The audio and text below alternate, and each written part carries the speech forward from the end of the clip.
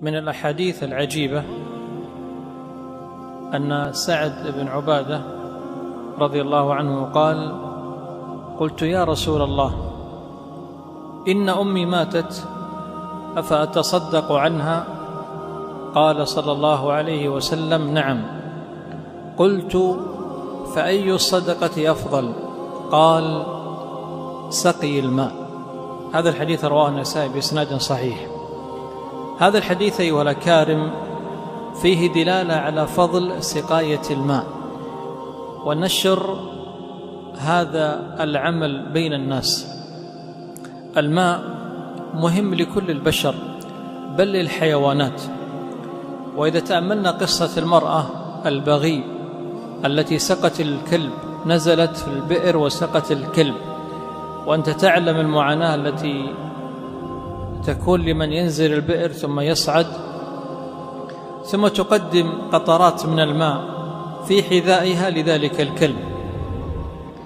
أخبر النبي صلى الله عليه وسلم أن الله سبحانه وتعالى شكر لها ذلك، قال: فشكر الله لها وغفر لها. يا سبحان الله، مجرد سقاية كلب تفوز تلك المرأة بالشكر الإلهي والمغفرة الربانية لذنوب الفواحش التي كانت تعملها.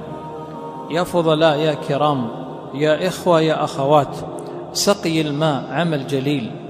والنبي صلى الله عليه وسلم كما في الحديث لما قال: سقي الماء لمن أراد أن يتصدق عن أمه، فلا بد أن ننشر مثل هذا العمل. أبو بكر الصديق رضي الله عنه أنفق كل ماله في سبيل الله. يأتيه النبي صلى الله عليه وآله وسلم يقول له: يا أبا بكر، يا أبا بكر، ماذا تركت لأهلك؟ فيقول: تركت لهم الله ورسوله، تركت لهم الله ورسوله. هل مات أبو بكر جوعا؟ هل مات عطشا؟ هل مات من شدة الفقر؟ لا والله، أنفق في سبيل الله فأخلفه الله عز وجل خيرا. بل أقسم النبي صلى الله عليه وآله وسلم بأنه ما نقص مال من صدقة.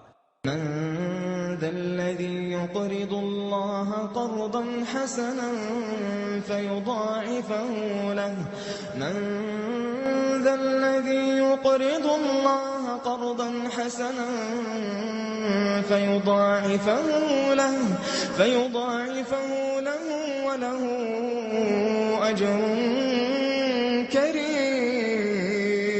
إذا أردت هذه الفضيلة فتخيل يا عبد الله أن الصدقة التي تخرجها دينارا أو درهما أو ريالا أو أي عملة كانت أو مادة عينية أو طعاما أو لباسا، من الذي يقبلها؟ من الذي يتقبلها؟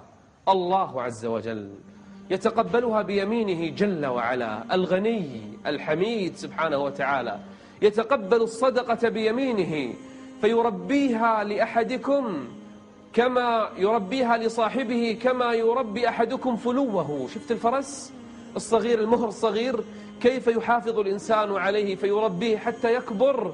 هكذا يربي الله عز وجل وينمي ويعظم الصدقة. فإذا جاء المؤمن يوم القيامة فإنه يرى صدقاته حسنات، جبالا من الحسنات. حياتك جنات وكفك جدول، وخيرك سيال وغيرك